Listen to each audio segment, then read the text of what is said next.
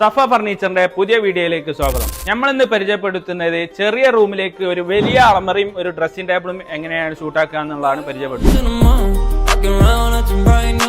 ഇതാണ് ആ അൽമറ വരുന്നത്. 6 ഫൂട്ട് നീളത്തിലാണ് 4 ഡോർ ആയിട്ടാണ് ചെയ്തത്.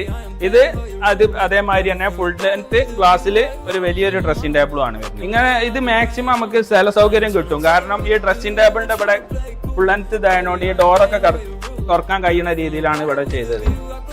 അതേപോലെ തന്നെ ഇത് 4 ഡോർ അൽമറയാണ്. എല്ലാ സൗകര്യത്തിലാണ് ഇത് ചെയ്തത്. ഇത് 4 ഡോർ അൽമറ ആയതുകൊണ്ട് ഇതിൻ്റെ ഉള്ളിൽ അത്യാവശ്യം സട്ടും സൗകര്യവും ഹാങ്ങിങ്ങും ഒക്കെ ഉണ്ടാവും. അതേമാതിരി തന്നെയാണ് ഡ്രസ്സിംഗ് ടേബിളിനും ഒരു വെൽപ്പും പിന്നെ കബോർഡും 2 വെൽപ്പായിട്ട് വരുന്നുണ്ട്. ഇത് പടിയായിട്ട് വെൽപ്പായിട്ടാണ് വരുന്നത്.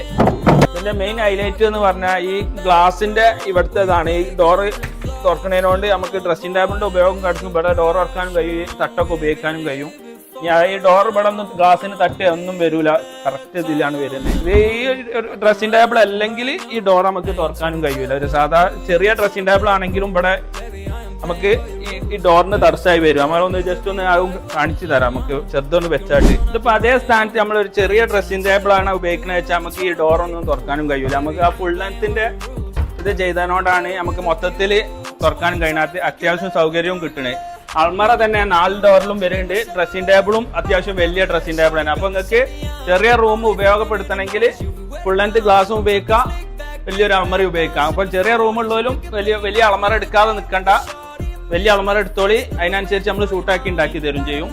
നമ്മളെ കൂടുതൽ ഡീറ്റെയിൽസ് അറിയാം നമ്മളെ നമ്പർ ഈ വീഡിയോക്കകത്ത് ഉൾപ്പെടുത്തിയാണ്. പിന്നെ ഞങ്ങളെ ചാനലൊന്ന് സപ്പോർട്ട് ചെയ്ത് തരാമെന്ന്, സബ്സ്ക്രൈബ് ചെയ്യാമെന്ന്, ഫോളോ ചെയ്യാം.